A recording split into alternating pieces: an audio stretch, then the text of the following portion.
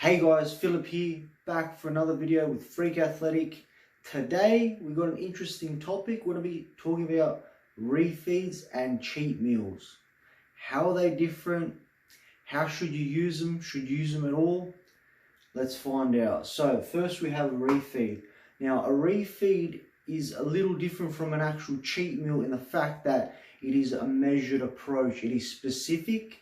It is specifically an increase of carbohydrates, whereas a cheat meal is not really a measured approach. You're typically cheating on your diet and you're eating a meal that I guess you're not tracking, you don't care what it is, you just want something tasty, and that's what a cheat meal is. And it is generally an increase of calories all around, not specifically a certain macronutrient. Typically though, it's going to be an increase in carbohydrates and fats because it's highly palatable food that you're going to be consuming with a cheat meal. Now, moving on, a refeed has certain physiological benefits. When we choose to do a refeed in our diet, there's a certain purpose behind it, and that is the fact that when you strategically increase your carbohydrates on a specific day or through a certain meals, post-workout meal and whatnot, the theory is to increase your leptin levels.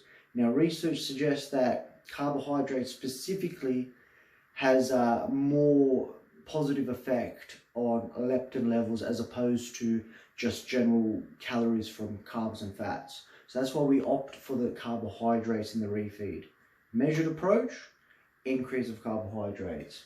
Whereas a cheat meal is simply just, it's more so psychological, and it's more for a social outing. It's got that social aspect. So you might incorporate a cheat meal when you're out with your friends. It's hard to stick to a diet. You just want to have that pizza with them or a couple of drinks or whatever. It's psychological, and there's that social aspect.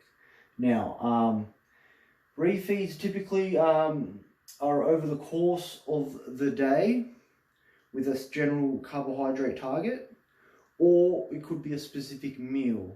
So if you're working with a coach, the coach can say, I want you to increase your carbs by 100 grams within your pre and post workout meals. Or they might make you increase carbohydrates spread out throughout the day by 200 grams, 300 grams, whatever. It's all within context. Cheat meal, generally it's suggested to have it as the last meal of the day, simply for the fact that if you have a cheat meal straight away, like if you start your day with a cheat meal, that day is pretty much finished and it's going to turn into a cheat day, and you do not want that. We'll get into that a bit later, but the last thing you want to do is have a cheat meal at the beginning of the day and it'll spiral out of control. And that day is going to be a write-off. It's going to be a binge. You won't be able to stop. Typically, a refeed can be a surplus of about 300 to 600 calories in a day on average. I generally like to stick to those guidelines. Whereas, a cheat meal can be more of a surplus of between 5 to 1500 calories, which is a big difference because people don't realize this. When you sit down and eat that burger or eat that pizza, it's a far shitload more calories than you can even fathom. Now, if your cheat meal becomes a cheat day, this is where the problems start. So if you have an actual cheat day, you could be in a surplus of up to 2,000 to 4,000 calories extra for that day.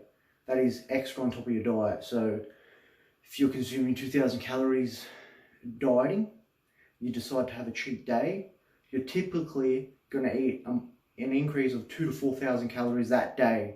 You're not even going to think about it, but it really does happen. That's why if you do cheat meals and cheat days, I don't suggest it, because your diet's going to suffer. You're not going to get the results you're after. That's why I want to stick here doing refeeds, more strategic, and it's through the increase of carbohydrates.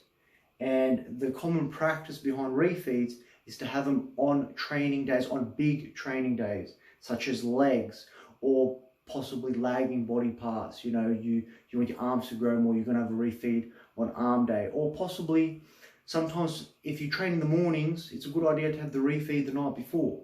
Have a big carbohydrate meal, load up on the glycogen, smash that big workout the next day after, let's say, another good breakfast, and then tackle on that workout.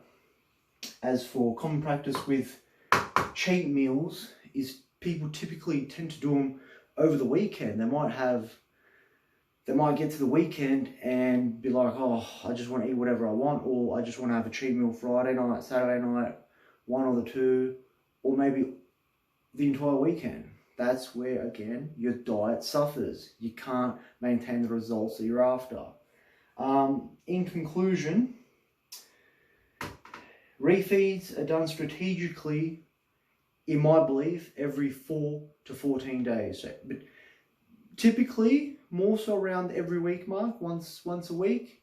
That's a general consensus, but it could be sometimes as frequently as every 4 days, or as infrequently as every 2 weeks. Though, at the beginning of a diet, you don't really need to start incorporating refeed straight away. You can diet maybe for a couple of weeks. Then when you're a bit depleted and whatnot, then you can be like, okay, let's increase the carbs back a bit. Let's get some more energy and start incorporating the refeeds. Now, as for cheat meals, the general population typically does them every weekend. That's why you can't lose weight. That's why you remain fat. The harsh reality is, if you want the results you're after, you need to try and opt in for a measured approach, a refeed, to strategically incorporate an increase of carbohydrates rather than just go out and eat whatever with a cheat meal. Now, both are fine, though you need to know, if you're going to have a cheat meal, you've got to be smart about it. Now, with people that I work with, or myself, if I want to have a cheat meal, what I will do is keep that day of eating modest, pull back on the calories, perhaps have maybe more salads, veggies, not so much carbs and fats. Then if I know I'm going to have that cheat meal at night, I'll have whatever I want within means, maybe a dinner and a dessert. But because I've left room for that throughout the day, I didn't go nuts, that might be a surplus of an extra 500, 600 calories rather than it being an extra 2,000 calories. You know what I mean? So be smart about it. Pick what suits your situation, but just be aware, know how these are going to affect your diet. Now, I hope you learned something from this video. If you got any thoughts on the topic, comment below, and I'll try and reach out to everyone that shares a comment with us. And yeah, hope to see you in the next video.